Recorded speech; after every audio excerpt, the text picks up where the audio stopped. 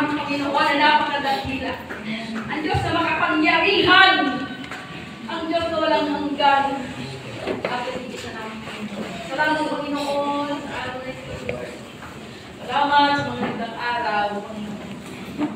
Sa mga karanasan po namin, Panginoon, God. Sa mga battle sa aming buhay. Salamat po. Pagkat pinananagilin mo po kami malakas, matatag, Panginoon. At salamat din sa mga karamdaman pinagaling niyo po, Panginoon. Salamat sa lahat ng provision. Sa lahat, Panginoon, ng pag-iingat niyo po sa amin, Lord. Salamat sa banal na Espiritu sa kumaalin. Salamat sa mga anghel na sinusubo niyo po kung mag-ingat sa amin. Salamat sa mga tao, Panginoon, na ginagamit kong pagpapala sa aming buhay o sa aming pamilya. Sa aming mga kaibigan, sa aming mga kapatiran, O Lord. Salamat, Panginoon, kahit sa mainit na panahon, kami po yung iniingatan. Kaya naman sa araw nito, Lord, sabi mo nga po, ang araw nito ay itinag at pinagpala. Araw na ito pinahingin niyo po, para kayo po, Panginoon, ay makalilig po kami, Panginoon, at makalilig po namin din po kayo, Panginoon. Kaya magpalain mo po, O Lord, araw nito sa ating mga buhay, sa iyong mga salita na aming pagdulay-gulayan.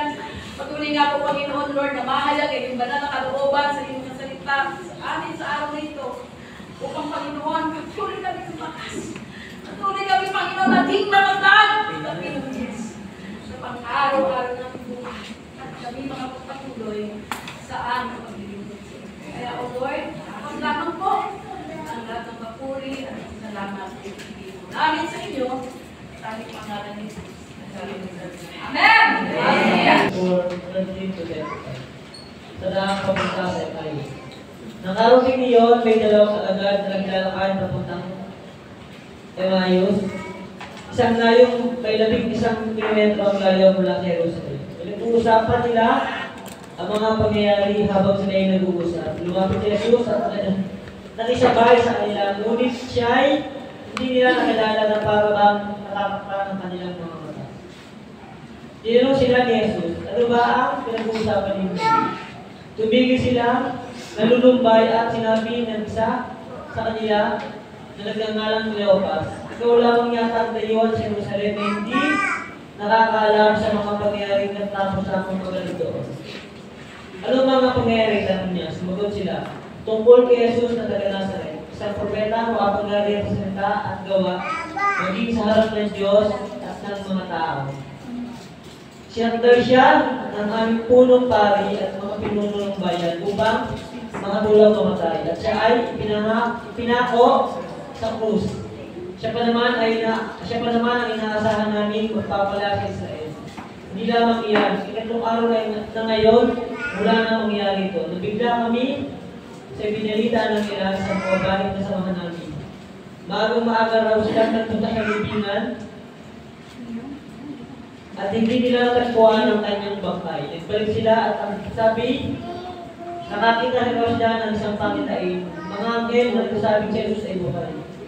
Pumunta rin sa libingan ng ilan sa mga kasama namin at ganoon nga ang natagpuan nila. Ngunit hindi nila nakita si Jesus. Sinabi sa kanila ni Jesus, saan at kanino kukuha ng bakas? Nga po ay marami kayo sa akin. Ano po? Takot.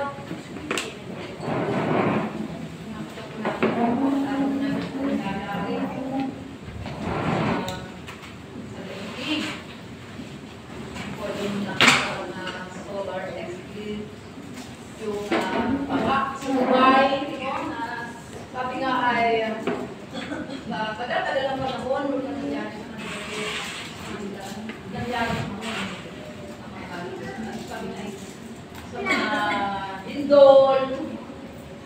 Nasabi ko na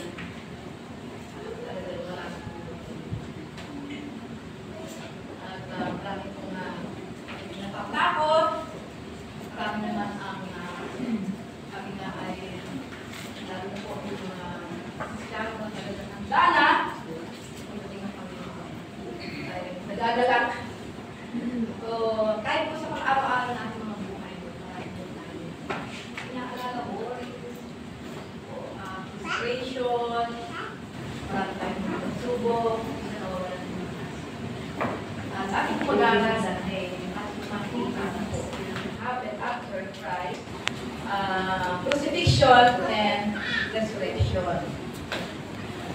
dito po nga sa ating binasa, ano po, sabi na po dito, ay yung dalawang alagad na ang isa ay ang pangalan ni Cleopas, ngunit yung isa po ay hindi binigyan ng pangalan. So sabi ng mga Bible scholars, yun daw po ay si Luke. At hindi talaga ilagyan na ng pangalan dyan dahil siya po ang sumulat dito. So mga ito ng mga Bible scholars. At ito nga po, ay dahil sa takot, kasi nga, hindi pa sila naniniwala na talagang ang ating Panginoon ay buhay na. Bagamat sabi nga dito ay may mga nagpapatotoo, yung pumunta sa libingan at hindi nila tagpuan ang bangkay ng ating Panginoon. Kahit may alam nila ang mga bagay niyo, ngunit hindi sila naniniwala. Kaya dahil sa takot nila, takot nila na sila ay balikan noong mga kaaway ng Panginoon, sila mga tagasunod, ay nagpasya sila na umalis doon sa Jerusalem. At dito nga, ang layo ng Emmaus, sa Tagalog, sa English ay Emmaus, ay 11 kilometro. Ang layo nun. Ang layo na nun. Kasi ang bigat sila ilang kilometro. Di ba? 3? Ang layo na. Talagang lumayo na sila doon sa Jerusalem dahil sa kanilang takot na baka pati sila ay dakpin ng mga nagpako sa ating Panginoon at sila din ay patayin. Kahit sinabi ng Panginoon, kahit nga sinabi ng Panginoon, may sinabi siya doon sa Acts chapter 1 verse 8, may sinabi ng Panginoon doon, ako na yan, ba yun kayo? Wala. Ang sabi ng Panginoon sa kanila, doon sa Acts chapter 1, verse 8, bago ang Panginoon ay kumakit sa langit, sabi na, huwag kayong aalis sa Jerusalem. Hintayin niyo ang ipinangako sa inyo.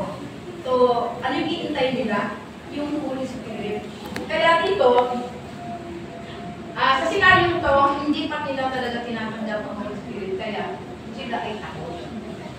Pero ang ginawa nila, hindi na nila inantay yun, at ang ginawa nila, sila ay umalis sa Jerusalem dahil nga sa takot.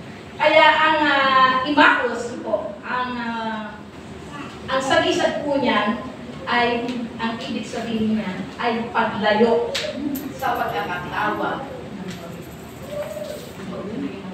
Emmaus po. At dahil nga sa takot, dahil nga sa kawalang pag-asa, sabi nga nila dito, tignan po natin sa 20, ito ang sabi nila sabi nila, isinakdal siya ng aming mga punong pari, ng mga pinuno ng bayan upang mahatulang mamatay. At siya ay itinako sa krus. Siya pa naman ang inaasahan namin magpapalaya sa Israel.